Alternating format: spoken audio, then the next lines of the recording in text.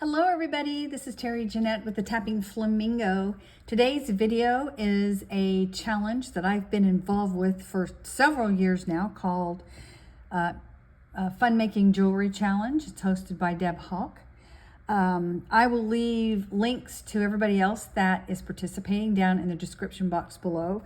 But right now, let's get to what the challenge is for this month, which is October of 2025. So Deb has been given us several colors to work with, and she wants us to not only work with colors, but if we can use some type of gemstone.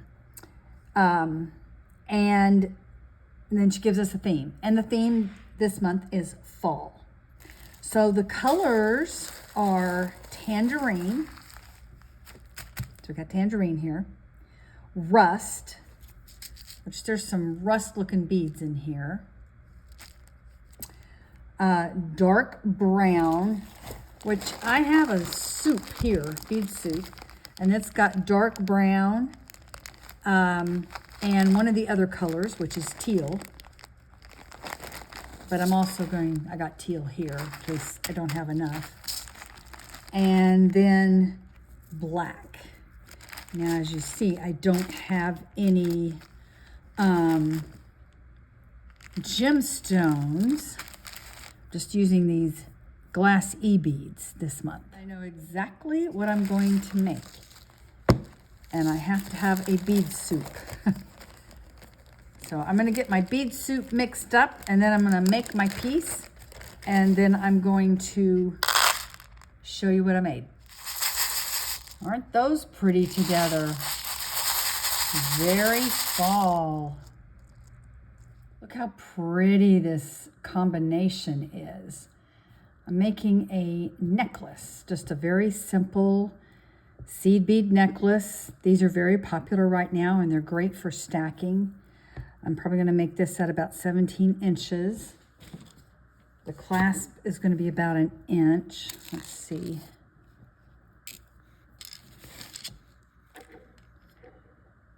All right, I still got a little bit to go. And I'm just basically stringing these up at random.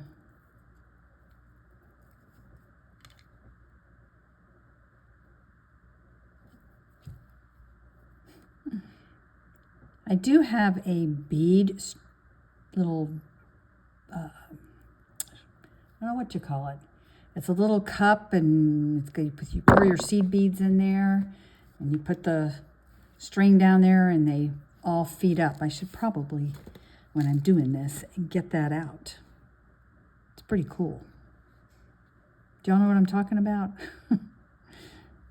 Anyway, let me finish stringing these up to about 16 inches, and then I'm going to come back and show you how I do not use crimp beads. I know a lot of you are going, she's using fishing line and no crimp beads. That's terrible. But I've been doing this my whole beading career, and that's a long time. A very, very long time. Like close to 40 years. There were no crimp beads at the time. Anyway, let me finish this up and I'll be back. All right, I have this strung at 16 inches. And now I'm going to use, this little guy right here. It's called a clamshell bead tip. That's the original name of it, at least. Now they call them crimp covers, because you go and you do all this crimping and stuff, and then you put this on there. But let me show you how to use these without the crimp beads, because I know a lot of you don't like crimp beads and don't have a very good relationship with them, like me. So I just go ahead and I put the bead tip on there, bead cap, bead cover up, what do you want to call it, whatever you want to call it. And then I'm going to tie 2 knots. There's 1, 2, and I'm using 20 pound fishing line. And I do have a video all about that, and I'll leave a link to that at the end of this video, so you can go check it out. I'm not going to get on my soapbox about that right now. You can go look at that and see exactly what I'm talking about. Anyway, once you tie 2 knots on top of each other, you're going to gobble it up with that clamshell bead tip, and you're going to gently close it up. Now this particular one has closed loops there. A lot of them just have a hook. Okay, so you have this sticking out. You're just going to clip it off. And then I usually feel around to see if anything's poking out. There's not on this one. If so, just kind of use your nail and stick it back in there. And I have had 0 fingernails and been able to do that. So now I'm just going to feed all these beads down. That is so pretty. Oh, good combination. And even though I'm not using a real stone of any kind, excuse me, I am using all the colors. And I really like to try to use all the colors that Deb challenges us with. Sorry about my voice. I have allergies and I'm always having issues. All right, so this side, we go ahead and put that clamshell on there.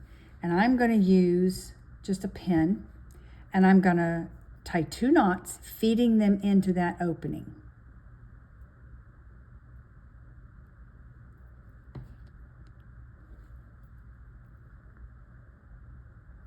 See if I can get at an angle where you can see what I'm doing. Now you want to make sure, let me show you what's going on here. You want to make sure that this doesn't go behind. It needs to go inside.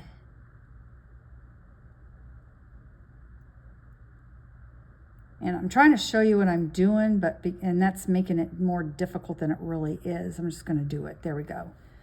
Okay. Normally you're not trying to angle it in a camera.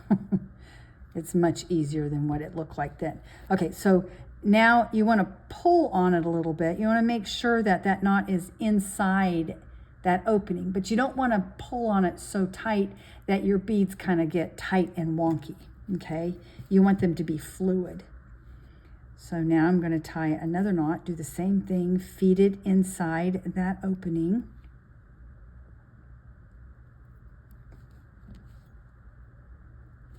Just using a pen or a needle.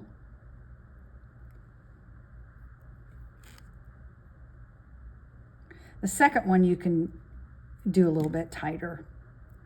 Okay, once you have those 2 knots fed in there, then you're just gonna close it up gently. And again, clip that off. Okay, so now you're going to need a couple of jump rings and a lobster claw clasp, or, you know, whatever type of clasp you want. This is what I'm using for this. I always test my lobster claw though to make sure it's working. And you just open her up.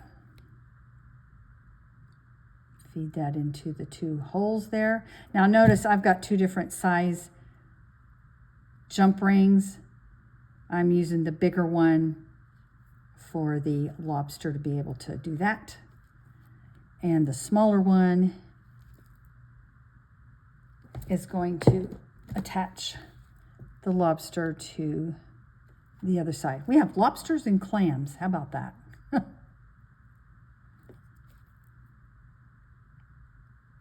Just like that. Very simple to do. And we have our necklace all done. Oh, I love that. I will definitely be wearing this stacked along some of my other necklaces this fall. Thank you so much, Deb, for hosting this. I have enjoyed all the different colors that I've worked with this year. Y'all have a great day. This is Terry Jeanette with the Tapping Flamingo signing out for now. Bye-bye.